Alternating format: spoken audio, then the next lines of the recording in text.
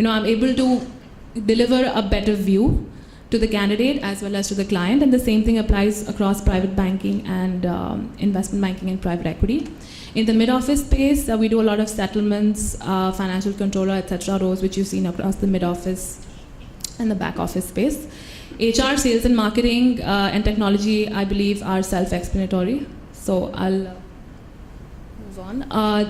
In the capital market space, since I'm a specialist there, the kind of areas that I recruit in are fund management, commodities trading, equities and quant research, institutional sales and trading, that is typically the sell side, a lot of equity derivative structuring roles, again, FICC structuring, and a lot more to do equities and derivatives.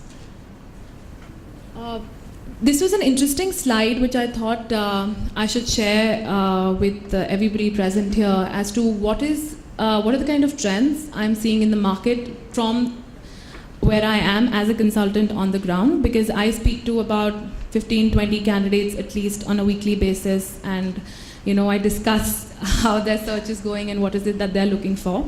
Since I interact with clients as well, so I'm able to understand as to what is it that they are looking for, right? So how I've divided this slide is, first of all, in the market, what are the rare skill sets to find?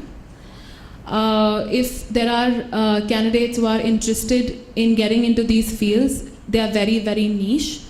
So again, the problem is that you don't have that skill set, and how I will explain later how you can go about developing them in order for you to get or take your career in that direction in that particular space. So right now in the markets, what I'm seeing is that a lot of quant traders and high frequency traders, I'm sure you all must have heard of these trading strategies. We're seeing a lot of demand on that front.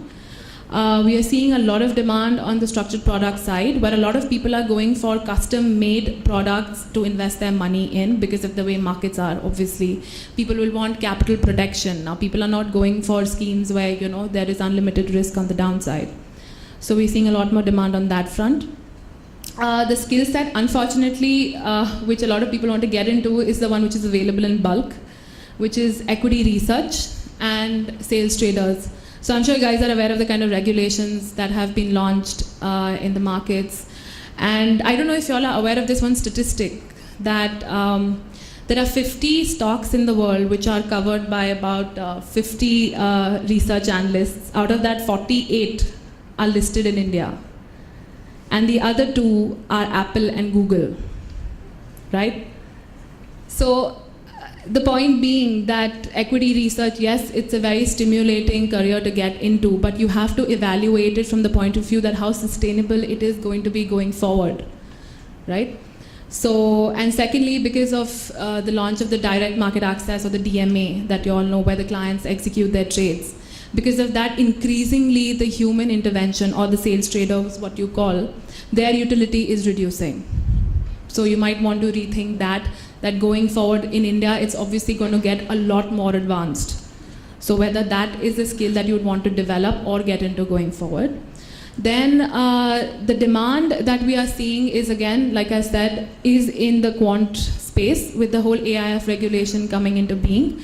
We're seeing a lot of interest from the hedge funds that are located internationally to come into India and set up shops. So we're seeing a lot more hiring happening at the junior level, especially entry level to mid level.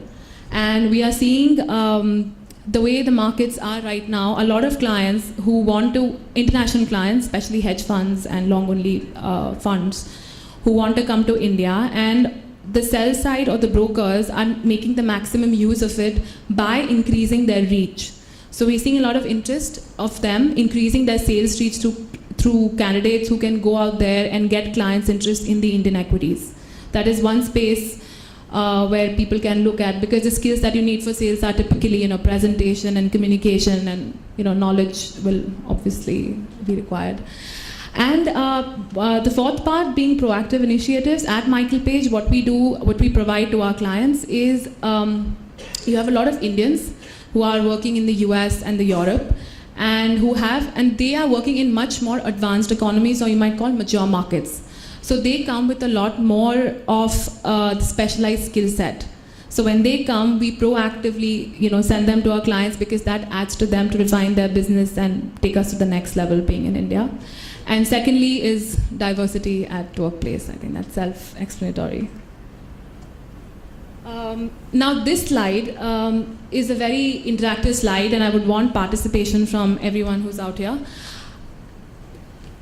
Every one of us has a very different motivation factor to change a job or get into a particular job profile, right? And being on the ground, interacting with clients, at least with Michael Page, and I'm sure that's the case with other recruitment consultants as well, it's very, very important for a candidate to be aware of what his motivation is to make the next move. And that is very important to the client as well.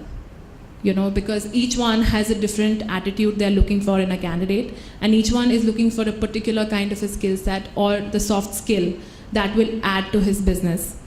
So to begin with, the kind of motivations that I've seen across candidates has been wanting a stronger employer brand. You know, wherever you are working, you might think that, no, this is not stable enough for me. I might want to go to a more stable platform. Yes, a client will like that, you know, for them. For you, the motivation is that, you know, you feel they are a more stable client and you might want to go to them.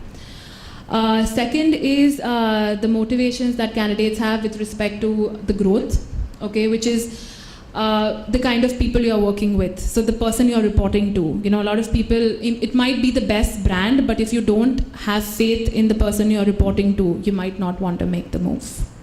Okay, second motivation that we see is a lot of P&L responsibility. So everybody wants to contribute to the growth of the company because everybody wants good bonuses. So we're seeing a lot of interest in candidates to move into more of P&L driven roles where they can have the direct participation in the P&L of the company. And third is obviously the interaction that the candidates will have with their clients, especially in the client facing roles like equity sales and sales trading, etc. And last but not the least, typically everybody wants to do a lot more complex things going forward. Every time somebody is given a role, they're like, it's too simple. You know, so for a client that might, you know, in a very niche role, that will be a very important motivation for a candidate to have for that client to take him. That fine, you might not be the best at presentation, you might not be the best at speaking, but if you have that flair that you want to do complicated things and, you know, you'll go out there and do it, he will take you. So I'm not saying that all of these are required. It is very, very client specific, and hence for a candidate to understand his strengths and motivations in order to go for a role is very, very important. And last is salary increase, obviously. So if I can ask with a show of hands as to, if I can know from the audience what are the motivations which I have not listed here, which you guys have, which you would want the client to know, which you feel will be an add-on and he should definitely hire you for. If someone has anything to say. So these are all the motivations do people have here to change their jobs? Sorry? Could you please be a little loud? Right. So if you can tell me what is it that you will have? Maybe a sectoral change means if we are tracking a particular sector and we want to shift the sector itself, or maybe the functional role should also change. Okay. That may be one of the motivations. Okay. So you think the client should just let you change the sector because you want to change the sector? That motivates me. I never said that the client should he should hire me for that reason. Right. It is one of the motivations that for which I am searching a new job. Right. So I am not any more interested in the sector which I am tracking right now. Right. So I'm motivated to track a new sector. Right. It's not necessary that he will be impressed by that motivation. No, but that's what I'm saying. So for you to make that move, I think everybody should really think about it as to if you want to make the move, first of all, since you've already tracked the sector, what you bring to the table is the expertise of tracking another sector. So the fungibility between the skills is very huge. So you have to show that enthusiasm and you have to be like, you know, yes, I can do it. I have done it before and I can do it again and show it to you. So being on the ground, I can see that with clients it's not just about a degree. It's just not about the kind of work you've done. It's the attitude that matters a lot. And it is what you bring to the team. Even it can be a simple thing like how much energy you bring to the table. You know, he'll be like, yeah, I mean, every morning, he's not meeting deadlines, but he's there, and motivated and driving the team and making it happen. Right? So I think this is something food for thought, which I thought I should leave with you guys.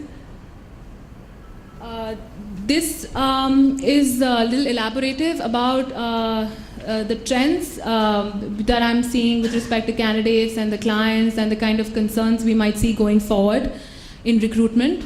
And obviously, how does the forward year is looking like? So in hiring, as I said, equity sales is where we saw a lot of hiring in the first half of 2012. Not that much as of now, but yes, a few going on. Then you've got asset management and insurance and hedge funds firms hiring junior talent. This is primarily mid-level talent hiring that we saw. Then, as I mentioned, quantitative trading, that is one space we're seeing a lot of traction. So that can give a very good entry level to anybody who wants to get into a trading space. So if you can develop skills by attending some quantitative trading classes, and you have all these softwares that you can learn, MATLAB, etc. The kind of personal effort that you put in learning these kind of things makes a lot of difference in getting into these sort of roles. Then the candidates, that kind of movements that we've seen is not a lot of people are open to moving, especially from, on the buy side who are already in the capital market space because of the uncertainty in the markets. Because as you know, how it works is the LIFO, last in, first out. So anybody thinks 3 times before making that change to another firm, even though if it's in the same skill set. And what we saw was a lot of buy-side talent wanting to move to the sell side. Surprisingly, even though the sell side, with the markets and the way the broking industry has been, we've seen a lot more interest from the buy side coming in because sell side becomes a lot more specialized. It gives you a lot more interaction with clients. So people who want to interact a lot more with clients, we saw that kind of spin coming in. Then from the point of view of recruitment on the broking side, what we see is that because of the shrinking in the volume, the trading volume in the markets, the increasingly dependence on the DMA by especially FII clients in executing trades. So that is kind of, like I said, ties in with the fact that how sales traders' skills is kind of getting redundant. And third is the very recently introduced brokerage fee cap, which, they said that 12 bips is the maximum that the mutual funds would pay to the brokers. So these are certain factors which will eliminate a lot of redundancy in the market and will leave a lot of quality talent out there. It'll become, right now, it is a very difficult market to get in, but once this whole system stabilizes, I think it'll be an excellent place to be in. And obviously the second half of 2012 and 2013 going forward, as of now from the ground I can see that a lot of hiring could be foreseen on the sales side because a lot of broking houses sitting in India would want to expand their reach in the FII clients, because you're seeing a lot of interest amongst the FIIs to invest in India.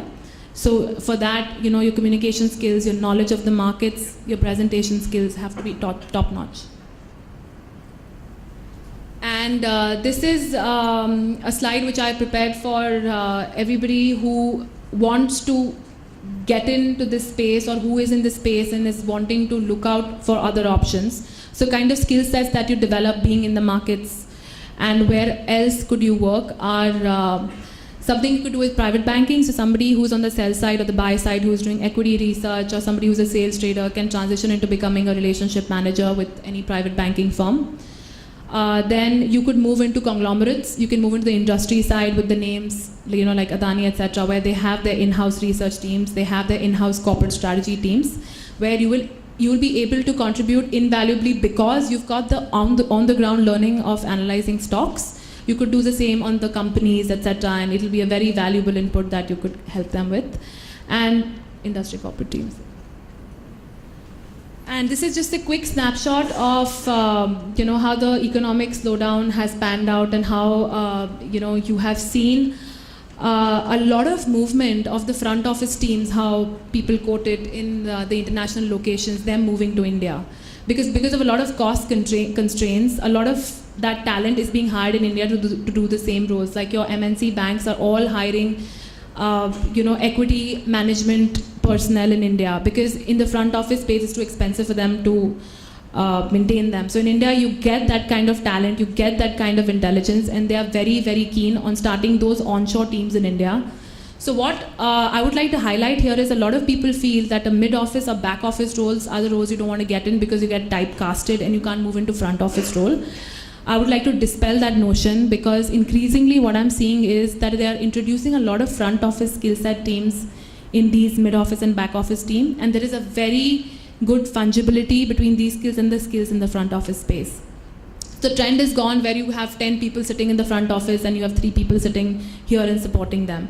Now there'll be like 1 person in the front office, you'll have 10 people who will be supporting that person, and depending on how well you perform, you will be moved on to the front office. So it's becoming a lot more to do with the kind of work that you are doing, and not just because you were in Europe or because you're European, you get to be in front office.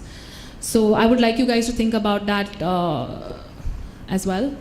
And yes, and obviously the growing importance of all the organizations to work with brands like Michael Page, because we believe that we are able to give that kind of value and service to our candidates as well as our clients, and help them bridge the gap with filling the skill sets that we need. So that's it from my side.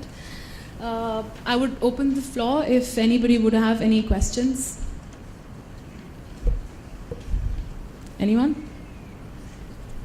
Okay. Okay. Sure, I'm going to be available. Yeah, please.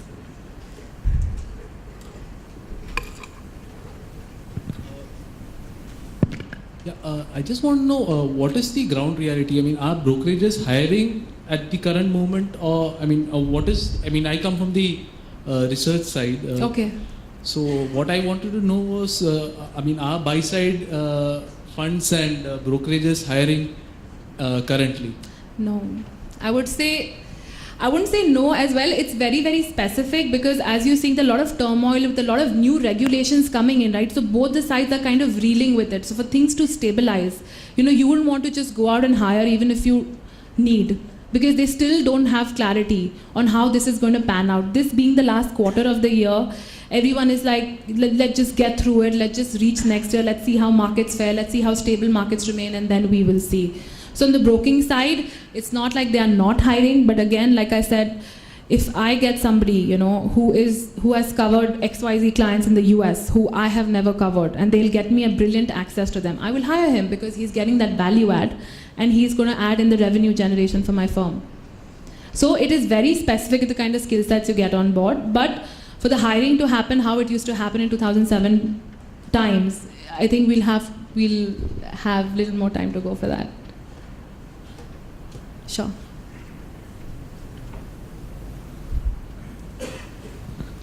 Hi, hello. Yeah. My name is Nandan Nadkarni. Sure.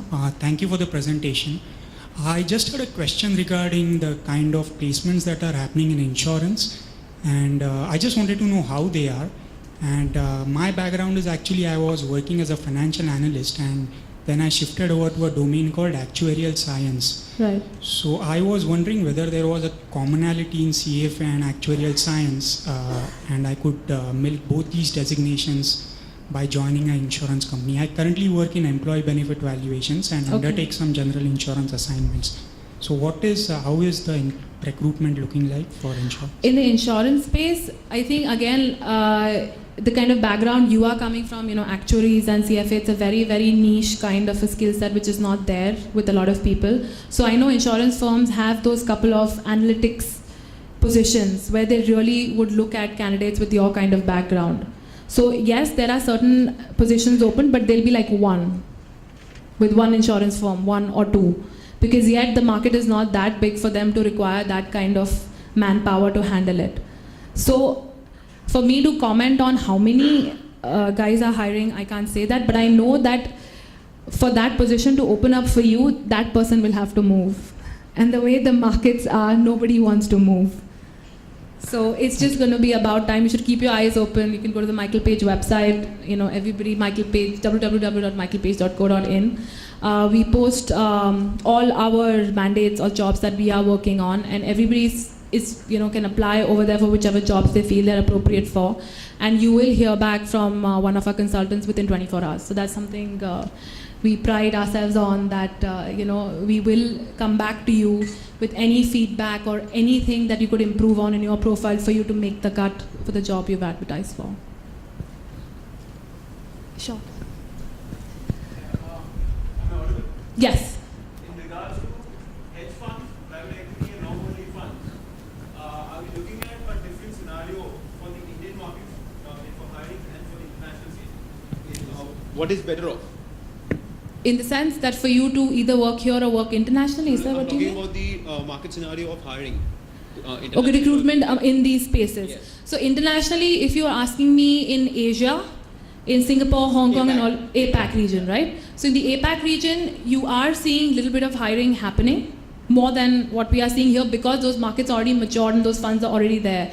In India, there is a lot of uncertainty with respect to regulations, and that is why you've seen a lot of funds close. But at the same time, funds are opening, but again, I guess the reforms have to be there for a while for them to get that faith that yes, if we come to India, we're not going to shut down in 6 months. That's going to be So so you have funds who will hire one person, or they'll get somebody from Singapore to sit here.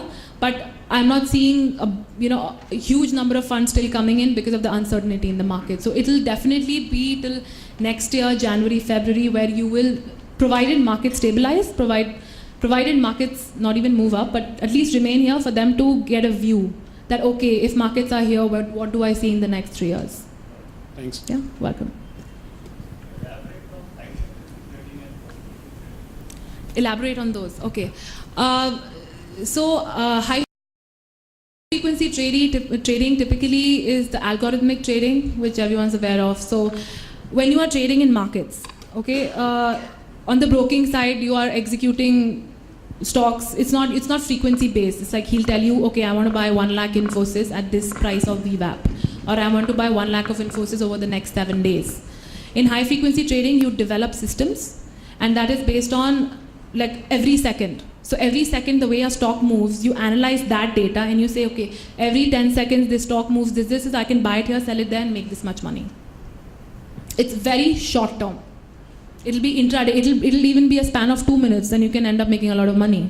But for that, you need very high level of systems, software for the system to execute for you. So over there, you don't have any human intervention. All you do is code the systems, and the systems will execute it for you. Quantitative trading, on the other hand, quantitative and algorithmic go hand in hand. So you have to use quantitative strategies to develop algorithmic systems. Quantitative strategies are more system-based. So they are not, you are not sitting there and saying कि okay मुझे अच्छा लग रहा है इसका P 10 times है तो लेना चाहिए. Quant is not that. Quant will be like you'll analyze 10 years historical data and you'll say कि okay whenever the stock goes to 10p, and then you'll analyze the technical indicators along with it, come up with 20 parameters, and when they meet, your system will give you a buy signal. So it's not discretionary, it is what your system says you do the buying and selling for that.